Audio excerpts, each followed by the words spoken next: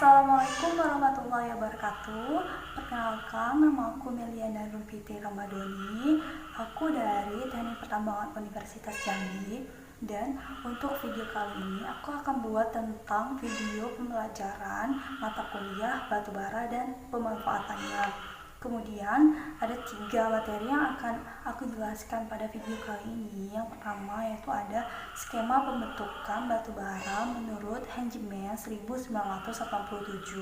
Yang kedua itu ada basis data batubara. Dan yang ketiga itu ada jenis analisis dan kualitas batubara.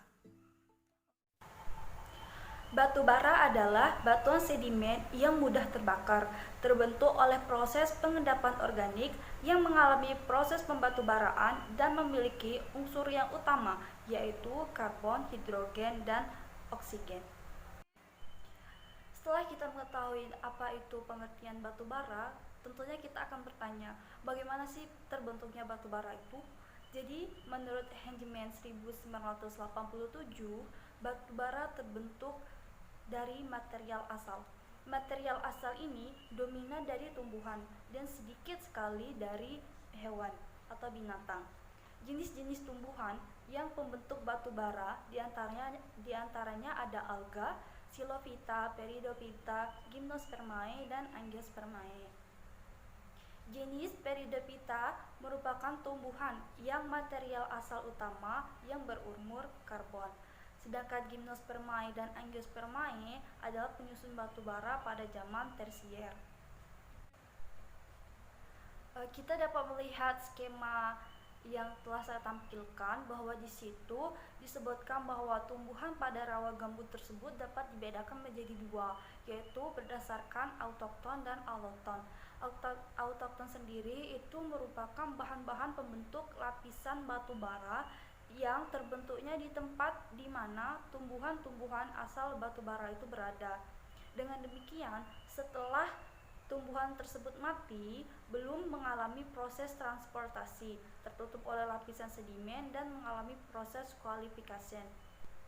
Sedangkan alloton itu adalah bahan-bahan pembentuk lapisan batu bara terjadinya di tempat yang berbeda dengan tempat asalnya. Jadi alloton itu dia akan mengalami transportasi. Dengan demikian, tumbuhan yang telah mati terbawa oleh arus air dan berakumulasi di suatu tempat. Tumbuhan-tumbuhan tersebut mengalami pengendapan di suatu cekungan dan kemudian akan membentuk suatu rawa gambut. Proses pembentukan batu bara itu terdiri dari 2 tahap, yaitu tahap diagenesis dan tahap metamorfosa. Tahap diagenesis itu disebut juga tahap biokimia, sedangkan tahap metamorfosa itu tahap penggabungan antara proses biologi, kimia, dan juga fisika. Pada tahap diagenesis ini dimulai pada saat tumbuhan akan melakukan pengendapan sehingga akan terbentuk rawa gambut atau disebut juga dengan mor. Mor ini masih dipengaruhi oleh udara, air tanah, air, dan sedimen. Dibedakan menjadi 2. Mor ini dibedakan menjadi 2, yaitu ada low mor dan high mor. Low mor itu adalah rawa gambut yang miskin akan nutrisi karena hanya mengandalkan air hujan. Sedangkan high mor adalah rawa gambut yang kaya akan nutrisi karena ia akan menerima langsung air dari air tanah. Selanjutnya, pada lingkungan tempat terbentuknya rawa gambut ini umumnya merupakan tempat yang mengalami depresi lambat. Tidak ada penambahan materi dari luar gambut itu sendiri. Kemudian setelah terbentuknya mor akan masuk kepada tahap penggambutan. Tumbuhan akan mengalami proses pembusukan dan penghancuran yang sempurna. Proses pembusukan tersebut pada dasarnya merupakan proses oksidasi yang disebabkan karena adanya oksigen dan aktivitas bakteri. Jika di tumbuhan di suatu rawa yang mempunyai ciri-ciri kandungan oksigen yang rendah, karena tumbuhan ini mati biasanya berada di bawah air atau di lingkungan air sehingga tidak memungkinkan bakteri anaerob untuk hidup. Karena bakteri anaerob ini membutuhkan suplai oksigen, sehingga tumbuhan tersebut tidak akan mengalami proses pembusukan yang sempurna. Sehingga pada proses tersebut material tumbuhan akan mengalami pembusukan tetapi tidak terlapukan. Material tumbuhan yang busuk melepaskan unsur hidrogen, nitrogen, oksigen, dan karbon dan membentuk senyawa CO2, H2O, dan NH3 dan kemudian akan menjadi humus. Pada kondisi tersebut, hanya bakteri anaerob saja yang berfungsi melakukan proses dekomposisi, kemudian akan membentuk gambut atau pit. Kemudian yang terakhir dari skema di samping itu yaitu adalah tahap metamorfosa. Tahap ini dimulai dengan proses pembatubaraan. Proses pembatubaraan ini adalah tahap di mana perkembangan gambut menjadi lignit, subbituminus, bituminus, dan antrasit. Proses pembatubaraan ini dipengaruhi oleh tekanan, temperatur, dan juga waktu. Pada tahap ini tidak ada lagi aktivitas organisme seperti bakteri, tetapi didominasikan oleh pengaruh peningkatan temperatur dan tekanan disebabkan karena peningkatan kedalaman dan penambahan unsur organik seperti material sedimen. Tekanan oleh material sedimen ini dalam waktu yang lama menyebabkan gambut akan berubah menjadi batu bara.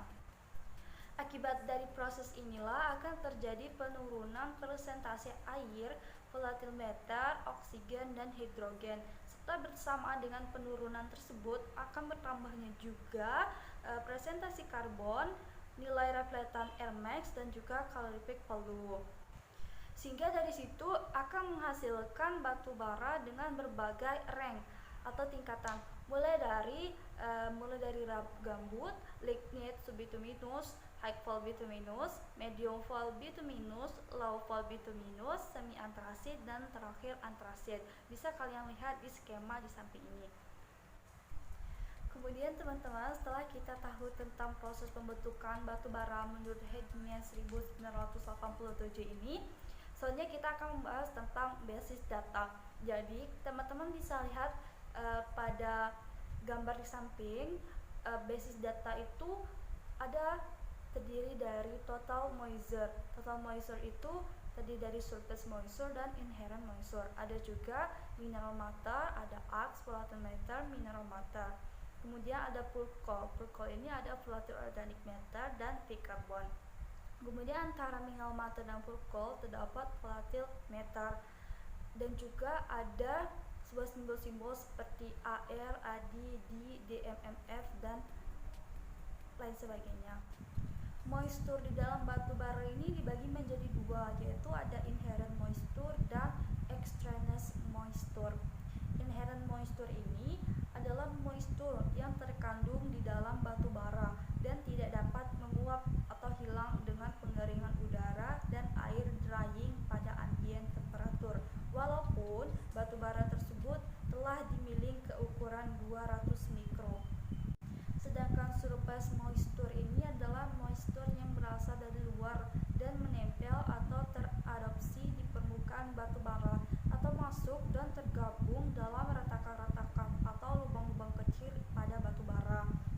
Sumber surface moisture ini misalnya air dari genangan, air hujan, dan lain sebagainya. Kemudian ada as, abu, atau mineral matter adalah unsur-unsur yang terikat secara organik dalam rantai karbon sebagai cation pengganti hidrogen. Kemudian ada volatile matter. Volatile matter ini merupakan zat terbang yang terkandung dalam batu bara. Kemudian ada fixed carbon. Fixed carbon ini adalah parameter yang tidak ditentukan secara analisis, melainkan merupakan selisih 1000% dengan jumlah kadar moisture, as, dan volatile matter. Fixed carbon ini tidak sama dengan total karbon pada ultimate.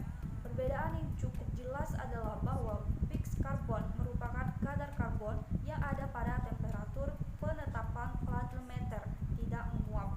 Sedangkan karbon yang menguap pada temperatur tersebut termasuk ke dalam volatile matter. Sedangkan total karbon yang ditentukan pada ultimate analysis merupakan semua karbon dalam batu bara kecuali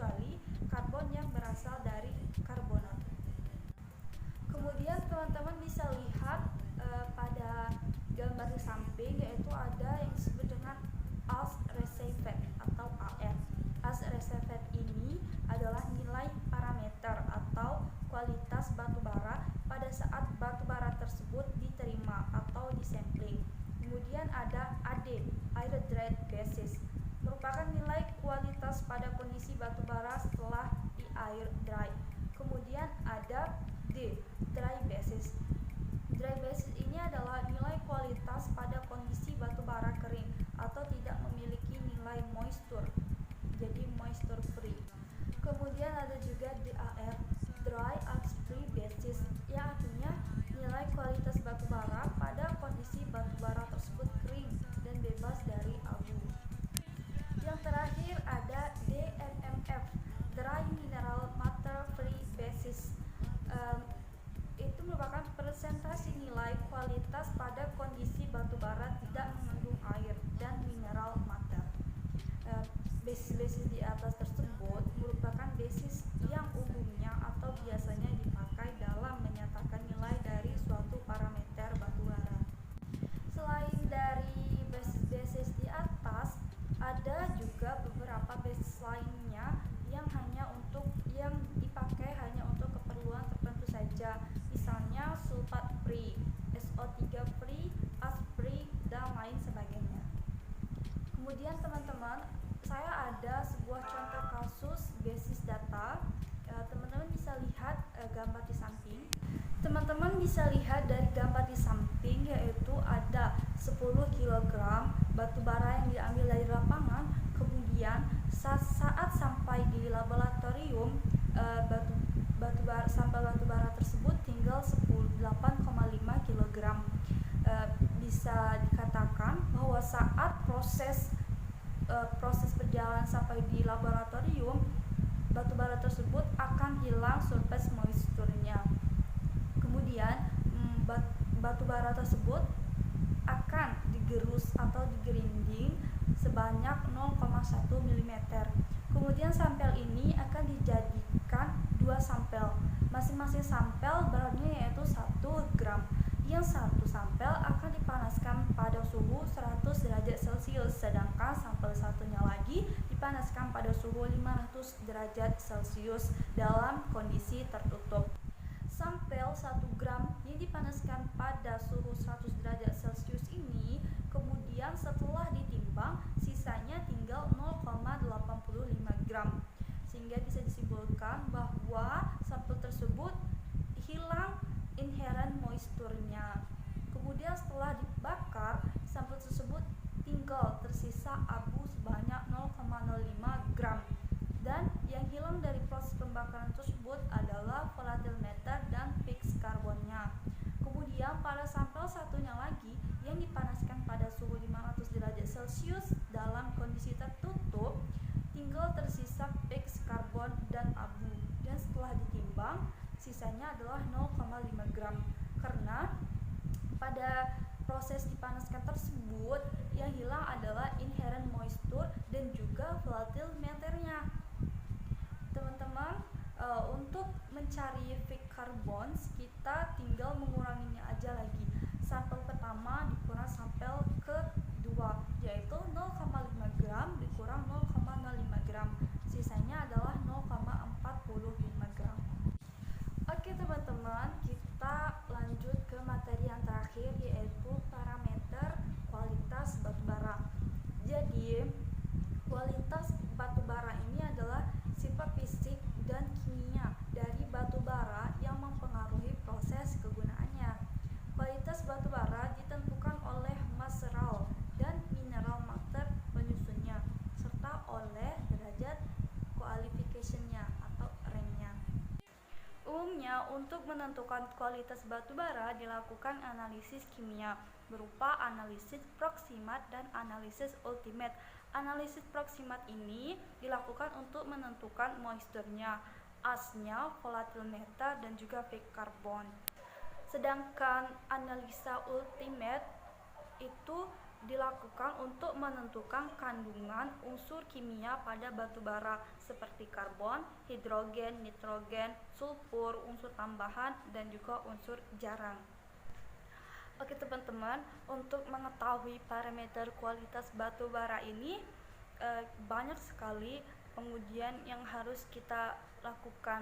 Seperti gambar yang telah saya berikan di samping, yaitu ada parameter untuk mengukur total moisture-nya, terus analisis proximatnya, calorific value, total sulfur, ultimate analysis, dan lain sebagainya. Parameter total moisture itu sendiri berguna untuk menentukan invoice pengiriman dan perhitungan parameter dalam basis AR. Kemudian pada parameter analisis proximate itu bertujuan untuk mengkuantifikasi nilai moisture atau air yang dikandung batu bara, baik free moisture atau inherent moisture. Kemudian mengkualifikasikan kandungan as volatimeter dan fixed carbon. Dalam batu bara tidak mengandung aks, melainkan mengandung zat anorganik berupa mineral. Kemudian ada total sulfur. Jadi total sulfur ini sangat mempengaruhi penjualan batu bara karena ada peraturan yang mengatur nilai sulfur pada batu bara untuk dapat dibakar. Hal ini kenapa? Karena sulfur ini saat dibakar akan menghasilkan gas-gas yang mengakibatkan pencemaran dan juga efek rumah kaca. Kemudian ada parameter calorific value atau CV yang juga dikenal dengan spesifik energi dan satuannya adalah kcal atau kg. Calorific value ini adalah jumlah panas yang dihasilkan oleh pembakaran contoh batu bara di laboratorium. Oke teman-teman, baiklah itu aja yang bisa saya sampaikan pada video kali ini tentang pemaparan materi yang ketiga tersebut, 3 materi tersebut maksud saya. Jika ada pengertian yang kurang tepat atau kata-kata yang kurang tepat, saya mohon maaf karena saya juga sedang belajar. Dan inilah materi kuliahan batu bara dan pemanfaatannya dari saya. Saya akhiri. Wassalamualaikum warahmatullahi wabarakatuh.